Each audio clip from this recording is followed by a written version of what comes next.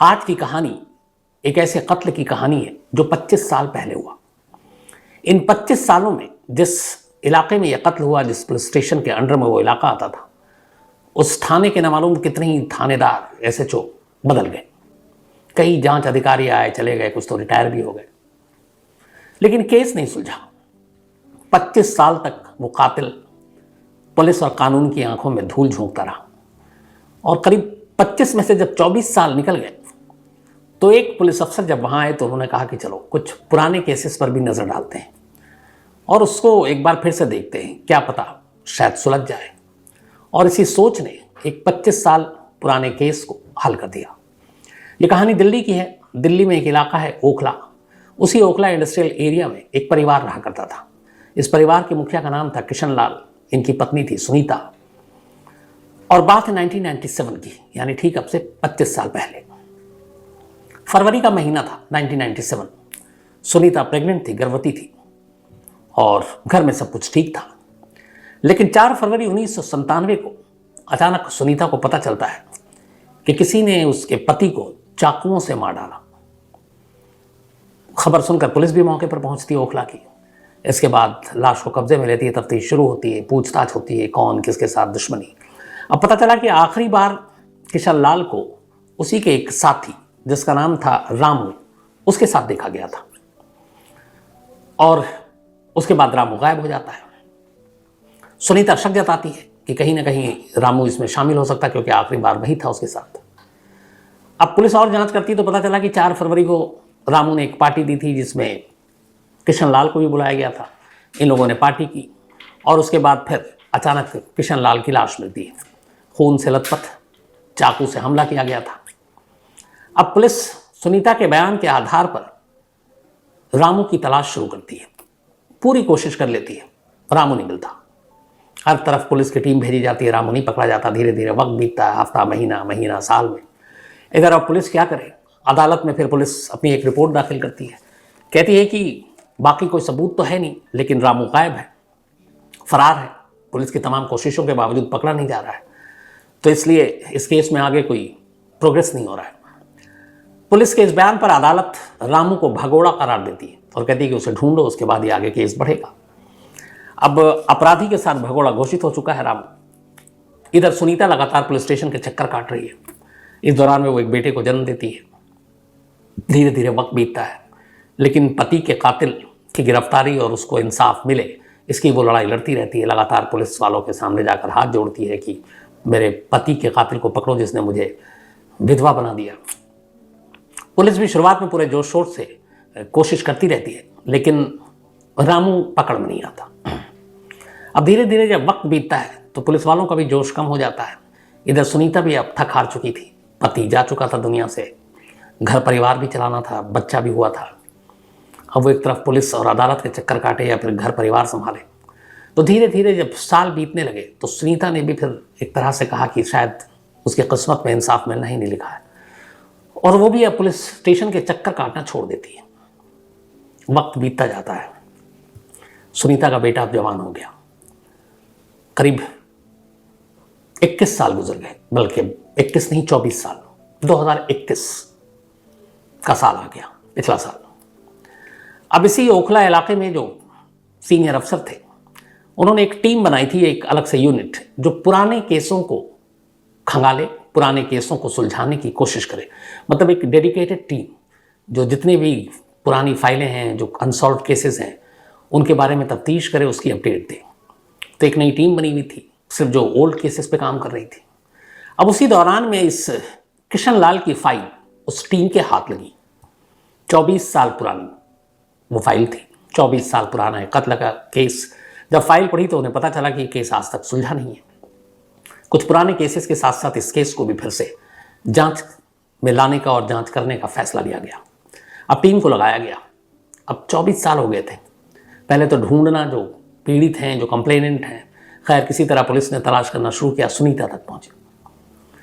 सुनीता से बातचीत की। सुनीता ने कहा कि आज भी कोई जानकारी नहीं मिली। लेकिन फिर इसी दौरान में एक टिल्लू का और दोस्त हुआ करता था, बल्कि रामू का, जिसका नाम टिल्लू था।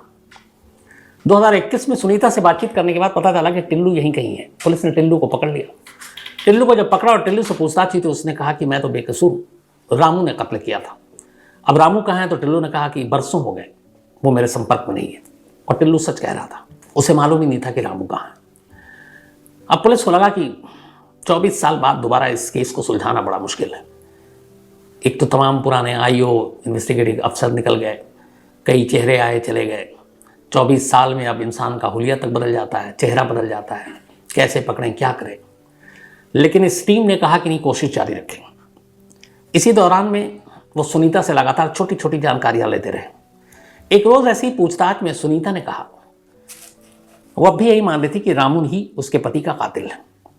तो उसने कहा कि रामू के बारे में एक क्लू देती हूं। तो पुलिस ने पूछा कि क्या है? तो उसने कहा कि रामू का एक भाई अपनी पत्नी के साथ दिल्ली के ही तुगलकाबाद इलाके में रहता है, ये ओखला के ही पास है। अब रामू तो 24 साल से गायब है, लेकिन सुनीता, जब पुलिस कुछ नहीं की, सुनीता को यह यकीन था कि उसके पति का कातिल कोई और नहीं बल्कि यही रामू है। तो उसने उसके परिवार और उसके बारे में अपने लेवल पे भी अपने रिश्तेदारों के जरिए छानबीन करती रही थी कि कहीं रामू आया तो नहीं, दिखा तो नहीं, तो पुलिस को बताएं। लेकिन वो दिखा नहीं था कभी। अब उसने पुलिस को बताया कि उसका एक भाई है रामू का, वो अपनी पत्नी के साथ तुगलकाबाद एरिया में रहता है। अब पुलिस ने कहा चलो इस भाई को ही सीढ़ी बनाते हैं। पुलिस उसके भाई के पास पहुंची। जब पुलिस वहां पहुंची, सादी वर्दी में यूं ही अपनी मुखबरी कर रही है, उसके भाई और पत्नी को ये देख रही कि कहीं रामू तो इधर आकर नहीं रह रहा। और जो 97 में कत्ल हुआ उसके हिसाब से 24-25 साल के बाद रामू अब कैसा दिखता होगा, उन सारे होलियों के साथ पुलिस की टीम पहुंची। लेकिन वहां जाकर पुलिस को एक नई जानकारी मिली। पता चला कि कुछ दिन पहले ही रामू की मां की एक सड़क हादसे में मौत हो गई।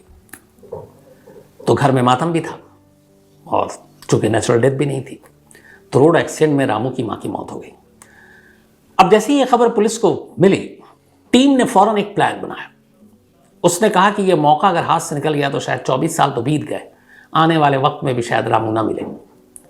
पुलिस टीम ने इस रोड एक्सीडेंट और रामू की मां की मौत को अपनी उस प्लानिंग में शामिल किया।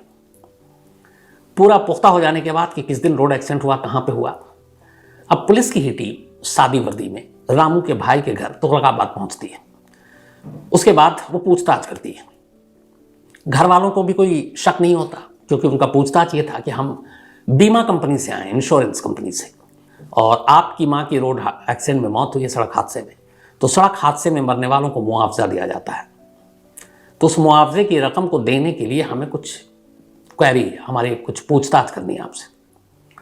अब रामू का भाई, उसकी पत्नी, ये लोग खुश भी हो जाते हैं कि चलो माँ तो इस दुनिया में नहीं, लेकिन पैसे भी मिलेंगे और कुछ लाख तो मिलेंगे ही।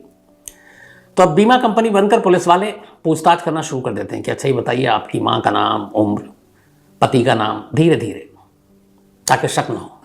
फिर बच्चे कितने, तो बताता हम 2 भाई बहन, इन सबके नाम बताता है, और उसमें वो नाम रामू का भी आता है। अब इन भाइयों के बच्चों और पत्नियों के नाम वो भी बताता है, उनके पते कहाँ पे रहते हैं, तो सबका पता बताता है। लेकिन रामू का पता भी यही दिल्ली का बता देता है। अब यहाँ पर आकर पुलिस को ये लगा कि आगे नहीं बढ़ पाएंगे। अच्छा, उसने साफ कहा कि वो भाई तो है मेरा, लेकिन उसके बारे में मुझे कोई जानकारी नहीं है। पुलिस ने पूछा कब से, तो उन्होंने कहा यही कोई 22-24 साल हो गए।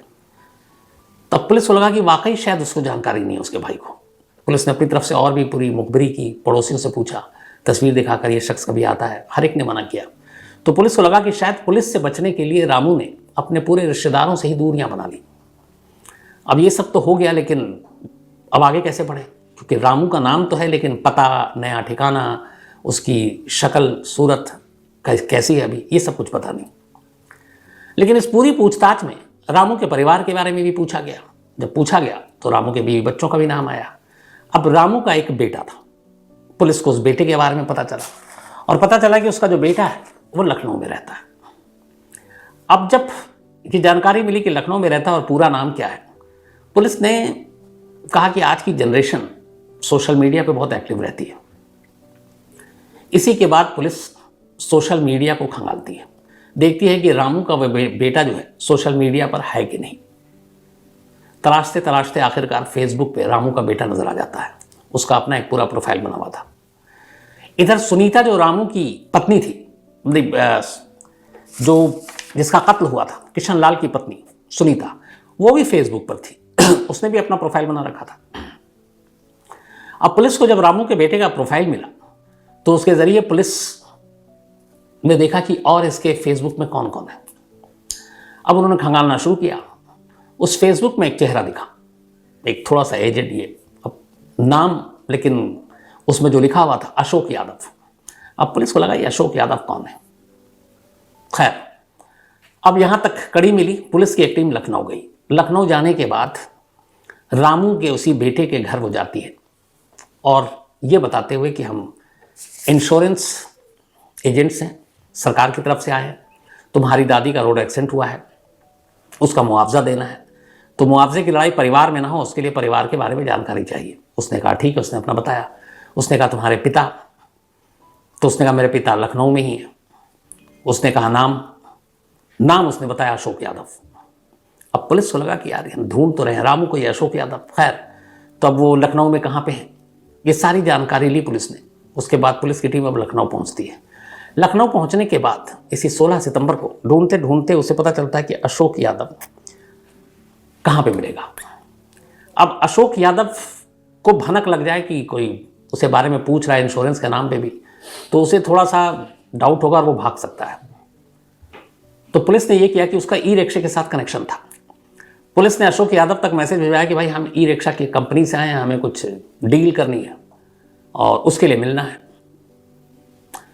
अब पुलिस की टीम ई रिक्शा की डीलिंग के नाम पर अशोक यादव तक पहुंचती है। 24 साल के बाद यह केस खुला था। ये 25वां साल था और 16 सितंबर, अभी ये पिछले हफ्ते की बात आपको बता रहा हूं, दिल्ली पुलिस के सामने अशोक यादव। अब अशोक यादव से पुलिस मिली। उसने कहा आपका नाम, उसने कहा अशोक यादव। उसने कहा डील करनी है तो कोई आपके पास आईडी प्रूफ। अब उसने आधार कार्ड से लेके सब कुछ दिखा दिया अशोक यादव के ही नाम पर। अब पुलिस को लगा कि शायद हम गलती कर रहे हैं, हम रामू को ढूंढ रहे हैं या वाकई अशोक यादव है। अब पुलिस करे तो क्या करे, सारे उसके आईडी वाईडी उसी के नाम पर। उस टीम ने जो लखनऊ में थी, उसने किशन लाल की पत्नी सुनीता को फ़ोन किया लखनऊ से। अब वो ये कह रहे हैं कि अभी तक हम कंफर्म भी नहीं है, उसको पकड़ के दिल्ली ले आए, कल को ये बेगुनाह निकले तो अजीब बात होगी। फिर लखनऊ पुलिस तक बात पता चलेगी तो वो भी कहेगी कि भैया बिना आप अरेस्ट वारंट इसके कैसे ले आ सकते हैं। तो सुनीता को फ़ोन करके रिक्वेस्ट किया दिल्ली पुलिस ने कि आप लखनऊ फ़ौरन आ सकती हैं। सुनीता भी चली गई क्योंकि उसे अपना इंसाफ चाहिए था और पुलिस ने ही कहा था कि शायद हमने आपके पति को, कातिल को पकड़ लिया, लेकिन हमको शिनाख्त करनी है। अब सुनीता पहुंचती है लखनऊ। लखनऊ पहुंचने के बाद पुलिस अशोक यादव को उसके सामने पेश करती है। सुनीता उसे देखती रहती है। देखने के बाद वो पुलिस से कहती है यही वो शख्स है जिसने मेरा घर उजाड़ा, जिस शख्स ने 25 साल पहले उसके पति को मारा जब वो गर्भवती थी। अपने सामने खड़े उस कातिल को देखने और पहचानने के बाद सुनीता वहीं बेहोश होकर गिर जाती है। खैर, पुलिस का काम हो गया। इसके बाद पुलिस सुनीता और इस रामू को लेकर वापस दिल्ली आती है। पूछताछ होती है। वो कहता हाँ, 4 फरवरी 1997 को मैंने ही कत्ल किया था किशन लाल। और उसकी वजह क्या थी जब पूछा गया तो उसने कहा दरअसल मुझे पता चला था कि किशन लाल को कहीं से एक मुश्त कुछ पैसे मिले और मुझे पैसों की ज़रूरत थी, तो मुझे लगा कि कैसे हासिल करूं, इसलिए मैंने उसे पार्टी के नाम पर बुलाया, शराब पिलाई और फिर चाकू से उसे मारा, पैसे लिए और भाग गया। फिर मैं इधर उधर भटकता रहा। मुझे ये भी मालूम था पुलिस पकड़ सकती है, तो मैंने अपने तमाम रिश्तेदारों से दूरियां बनाई, दिल्ली की तरफ देखना छोड़ दिया, अलग अलग इलाकों से होते हुए लखनऊ पहुंचा। यहाँ पे फिर मैंने अपना दूसरा आधार कार्ड बनाया, नई शिनाख्ती कार्ड, बाकी सारी चीज़ें। अच्छा, 97 के बाद ये सारी चीज़ें ज़्यादा हुई, आधार कार्ड वार्ड। तो उसने कहा एक नया नाम, एक नए पते के साथ मैं रहने लगा और यहाँ तक कि अपने बेटे और पत्नी इन सब से भी कह रखा था कि मेरे बारे में जो पुराना नाम है उसका जिक्र किसी से मत करना, अशोक यादव नया नाम रखा है उसी से जिक्र करना। हो सकता है इस केस पे पर्दा पड़ा ही रहता, लेकिन इस रामू की मां की सड़क हादसे में मौत, पुलिस का इंश्योरेंस का बीमा अफसर खुद को बताकर घर पहुंचना, बीमे के पे रकम देने की बात करना और उसके ज़रिए इन सारे लोगों तक पहुंचना, उसी ने इस केस को सुलझा दिया और आखिरकार 25 साल पुराना एक केस दिल्ली पुलिस ने इस तरीके से सुलझाया। तो आज कहानी में इतना ही, लेकिन